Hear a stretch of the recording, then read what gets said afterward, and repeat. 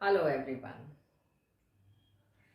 अपने प्रॉमिस के अनुसार आज के अंक में मैं आपके साथ कविता चंपा काले अक्षर नहीं चीनती, जो कवि त्रिलोचन जी के द्वारा लिखी गई है, के अभ्यास प्रश्न उत्तरों पर चर्चा करती हूँ। पहला प्रश्न है, चंपा ने ऐसा क्यों कहा कि कलकत्ता पर बजर गिरे। बजर एक भारी भरकम हथियार जो दधीची की हड्डियों से बनाया गया था, वज्र, उसको यहाँ कविता के अनुसार बजर कहा गया है, क्योंकि चंपा जो थी वो पढ़ी लिखी नहीं थी। और वज्र गिरने से तात्पर्य है कि कलकत्ता ही नष्ट हो जाएगा, तो फिर उसका पति नौकरी करने कलकत्ता नहीं जाएगा और उसके साथ ही रहेगा और पढ़ाई लिखाई की कहीं कोई आवश्यकता नहीं रहेगी, इसलिए चंपा नहीं पढ़ेगी। उसने अपने ना पढ़ने के लिए इतनी सारी बातें कर दी कि कलकत्ता पर बजर गिरे, उसे पढ़ना ना पड़े, पति जाएगा नहीं नौकरी के लिए, वहीं रहेगा उसके साथ। दूसरा प्रश्न है, चंपा को इस पर क्यों विश्वास नहीं होता कि गांधी बाबा ने पढ़ने लिखने जैसी बात कही होगी।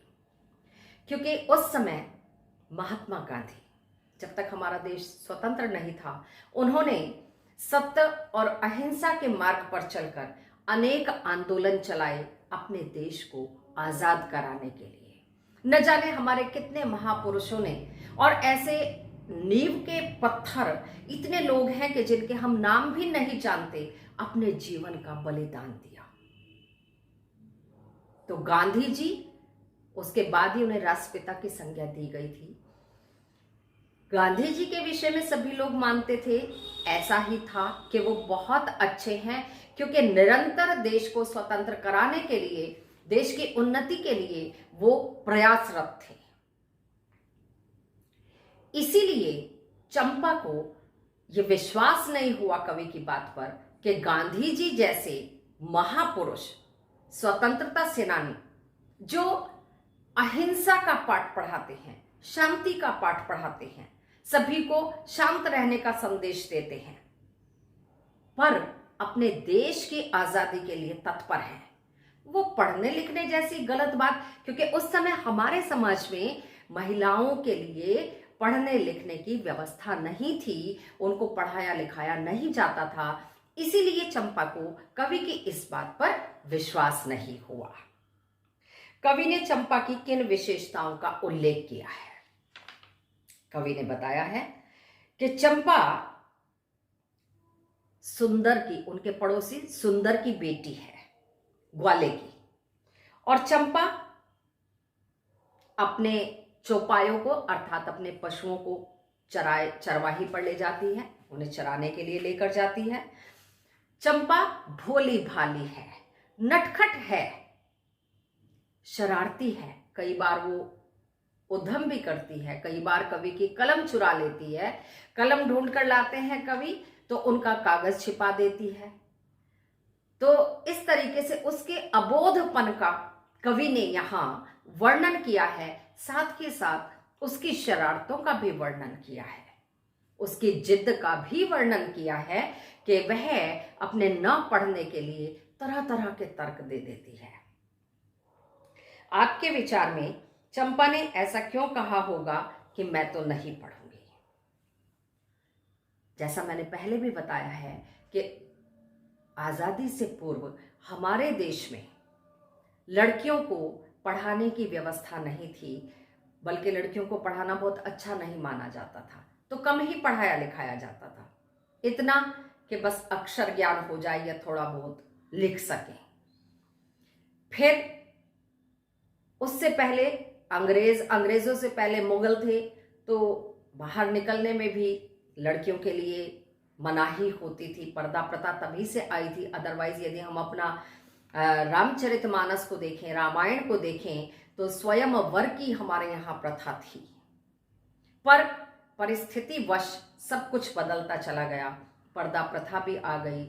और नहीं तो अगर हम विद्या की बात करें, गार्गी की बात करें, तो उस समय में तो लड़कियों को पढ़ाया लिखाया भी जाता था, या अन्य बहुत सारी ऐसी महिलाएं, पर ये सब चूंकि हमारा देश इतने वर्षों तक गुलामी की जंजीरों में जकड़ा रहा, इस कारण से महिलाओं को पढ़ाई लिखाई से भी रोका गया और पर्दे आदि की भी व्यवस्था की गई।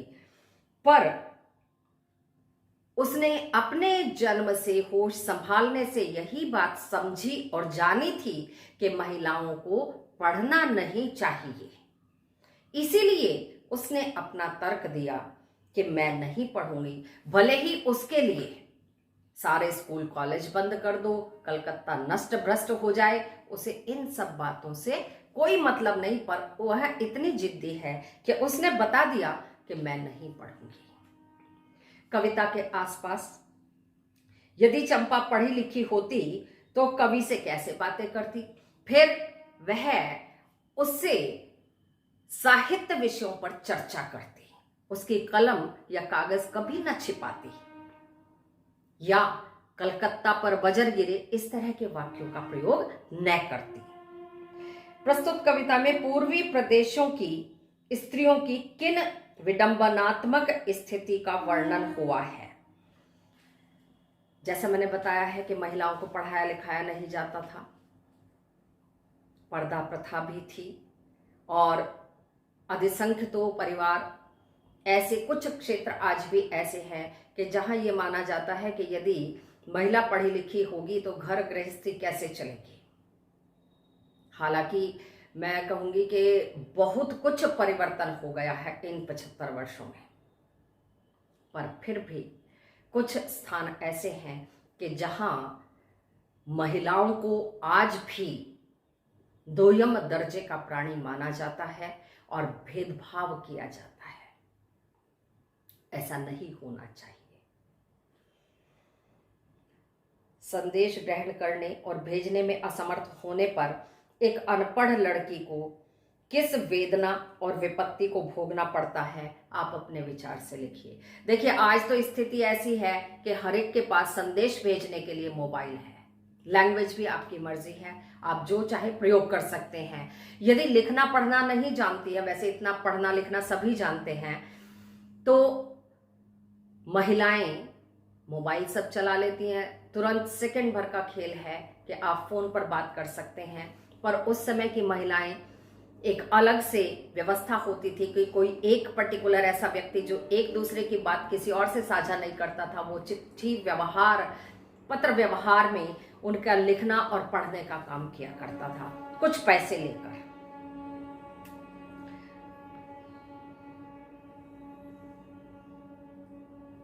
इस अंक में बस यहीं तक, यहाँ ये आपके क्वेश्चन आंसर समाप्त हो जाते हैं। अगले अंक में फिर नए विषय के साथ आपके साथ चर्चा करने के लिए आऊँगी। Take care, thank you.